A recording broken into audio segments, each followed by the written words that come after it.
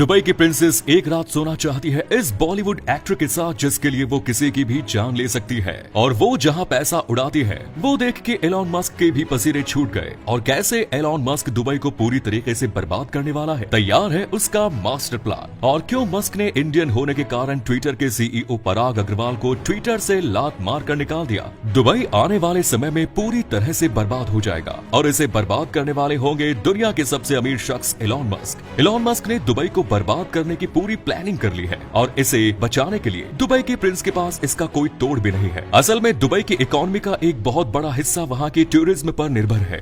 दुनिया भर के लोग यहाँ की बड़ी बड़ी और शानदार बिल्डिंग्स को देखने और वहाँ की लग्जरी लाइफ का मजा उठाने के लिए यहाँ जमकर पैसा उड़ाते हैं। दुबई में दुनिया की सबसे बड़ी बिल्डिंग है जो कि Guinness book of world records में भी दर्ज है। बुर्ज खलीफा दुबई को साल भर में लगभग 2 करोड़ से भी ज्यादा की कमाई करके देती है। लेकिन टेस्ला के मालिक एलॉन मस्क ने हाल ही में एक ऐलान किया है कि वो दुनिया की सबसे ऊंची बिल्डिंग बुर्ज खलीफा से भी दुगनी बड़ी बिल्डिंग बनाने जा रहे हैं। इसे वो कंपनी टेस्ला के लिए खोलेंगे, जिसके बाद दुनिया की सबसे बड़ी बिल्डिंग का रिकॉर्ड वो दुबई से छीन लेंगे, जिसके कारण दुबई को एक बहुत बड़ा नुकसान उठाना पड़ेगा। लेकिन ये बिल्डिंग कब बनेगी और किस साल में बनकर तैयार हो गई, फिलहाल इस पर अभी तक पर्दा डला हुआ है। एलॉन मस्क बड़े बड़े काम करने के लिए तो मशहूर है ही, लेकिन अपनी पर्सनल लाइफ के चलते वो काफी बदनाम भी है और इसी बदनामी के चक्कर में उनके कई लड़कियों से अफेयर तक भी रहे हैं। हाल ही में ट्विटर खरीदने के बाद उनकी एक्स गर्लफ्रेंड कहे जाने वाले एबर हर्ड ने तुरंत ट्विटर को छोड़ दिया, जिसके बाद एलॉन मस्क और एबर हर्ड को जमकर ट्रोल किया गया, जिसके लिए उनकी बहुत बदनामी हो रही है। असल में एलॉन मस्क ने जैसे ही ट्विटर को अपने कब्जे में लिया, उन्होंने सबसे पहले ट्विटर के सीईओ पराग अग्रवाल को नौकरी से लात मार कर बाहर निकाल दिया, जो कि भारतीय है। इसके पीछे सबसे बड़ा कारण ये था कि ट्विटर की डील के बीच में ही पराग अग्रवाल ने बयान दिया था कि अब ट्विटर का भविष्य खतरे में है। लेकिन शायद उन्हें पहले से पता था कि ट्विटर का भविष्य नहीं, उनका खुद का करियर खतरे में है, जिसके बाद ट्विटर से उन्हें निकाल दिया गया। एलॉन मस्क यही नहीं रुके, उन्होंने ट्विटर के सीएफओ नेड सीगल को भी बाहर निकाल दिया। इतना ही नहीं, ड्यूटी चीफ एडवाइजर विजया गाड़े को भी ट्विटर से बाहर निकाल दिया गया। ये वही विजया है जिन्होंने अमेरिका के राष्ट्रपति डोनाल्ड ट्रंप के ट्विटर अकाउंट को बैन करवाया था। और इसे निकालते हुए एलॉन मस्क ने खुद ट्विटर पर तुरंत पोस्ट करते हुए कहा कि द बर्ड इज फ्रीड, यानी चिड़िया आजाद हो गई है। ये तो सिर्फ शुरुआत है, उनका प्लान इससे भी बड़ा है। अब वो फेक फॉलोअर्स यूजर्स के अकाउंट को पूरी तरह से बैन करवा देंगे और ट्विटर पर बोलने की पूरी आजादी देने वाले हैं। हाल ही में उन्होंने ट्विटर पर दिखने वाले ब्लू टिक के लिए भी अब पैसे चार्ज करने की प्लानिंग कर ली है, जिसके लिए भविष्य में आपको पैसा देना पड़ सकता है। लेकिन दुबई के शहंशाह की बेटी शेख लतीफा और शेख शमशाह अपने पिता की शानदार, बेहतरीन और चमकती हुई जिंदगी को छोड़कर भाग जाना चाहती थी और उन्होंने ऐसा किया भी। लेकिन हर बार उनके पिता के बॉडीगार्ड उन्हें वापस पकड़कर घर ले आते थे। कई बार शेख लतीफा अपने पिता के खिलाफ घर भाग जाने की बात सोशल मीडिया पर भी लोगों के साथ साझा करती है। लेकिन उनके और एक बेटी माहिरा शेख न तो इस्लाम के किसी नियम को मानती हो, न ही अपने पिता के बनाए हुए फायदे कानून को।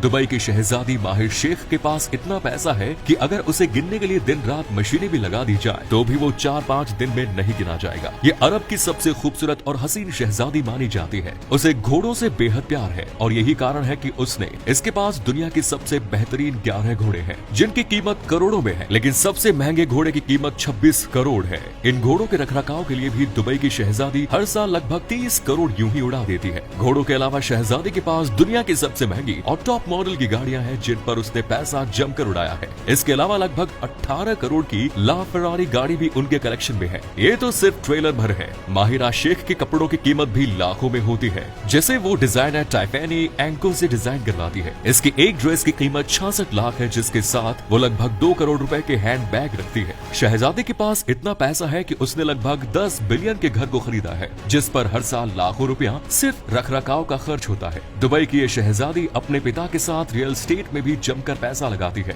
यही कारण है कि अपनी पढ़ाई पूरी करने के बाद वो अपने पिता के साथ दुबई के डेवलपमेंट में उनका साथ देती है और वहां से जमकर पैसा कमाती है। माहिरा शेख की एक साल की कुल कमाई लगभग 7200 करोड़ रुपए है, जो उसे दुबई पर राज करने में मदद करती है। अब ऐसे ही एक भारतीय अब अंग्रेजों पर राज करेगा, उसे अंग्रेज देश पर जिसने भारत पर 150 साल से ज्यादा राज किया। असल में ऋषि सुनक ब्रिटेन के अगले प्रधानमंत्री बनकर पूरे ब्रिटेन पर राज करेंगे। ऋषि सुनक का जन्म जन्म ब्रिटेन में ही हुआ, लेकिन उनके रगों में एक भारतीय का कभी खून दौड़ रहा है, क्योंकि उनके दादा दादी भारत के पंजाब के थे। आज से लगभग 7 साल पहले ऋषि सुनक ने ब्रिटेन के सांसद के रूप में शपथ ली थी। इतना ही नहीं, बोरिस जॉनसन की सरकार में रहते हुए ऋषि सुनक ने कोविड-19 महामारी के दौर में ब्रिटेन देश के लोगों के लिए खाने पीने, रहने और उनके इलाज की बेहतरीन सुविधाएं दी, जो कि ब्रिटेन की जनता को बहुत ज्यादा पसंद है। और जब ब्रिटेन में तख्ता पलट हुआ तो ब्रिटेन के सबसे अमीर प्राइम मिनिस्टर के रूप में ऋषि सुनक सबके सामने आ गए। ऋषि सुनक इतने अमीर हैं कि ब्रिटेन के प्रिंस चार्ल्स के पास भी उनके बराबर पैसा नहीं है। असल में ऋषि सुनक की पत्नी इंफोसिस कंपनी के को फाउंडर नारायण मूर्ति की बेटी है। खैर कुछ भी हो, लेकिन अब एक भारतीय पूरे ब्रिटेन पर राज करेगा।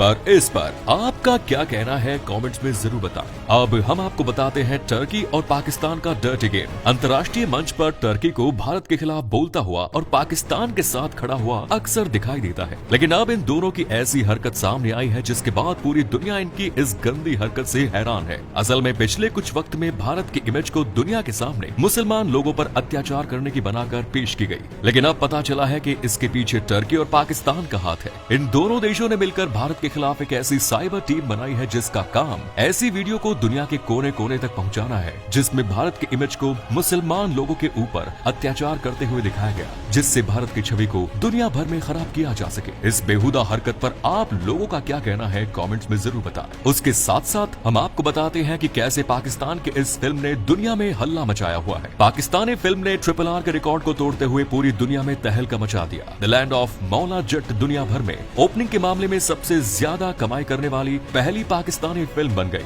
फवाद खान और रईस फिल्म की हीरोइन माहिरा खान ने गजब की एक्टिंग करते हुए सारे रिकॉर्ड्स तोड़ डाले। असल में ये फिल्म 13 अक्टूबर को दुनिया भर में रिलीज की गई थी। ये फिल्म 1979 में बनी फिल्म मौला जट का रीमेक है, लेकिन इसके हिट होने और फेमस होने की सबसे बड़ी वजह है कि इस फिल्म ने यूके में RRR को कमाई करने के मामले में पीछे छोड़ दिया। इतना ही नहीं, पाकिस्तान की ऐसी पहली फिल्म है ये जिसने दुनिया भर में अभी तक की सबसे ज्यादा कमाई की है। इसने 17 दिनों में पूरी दुनिया में 100 करोड़ से ज्यादा की कमाई की।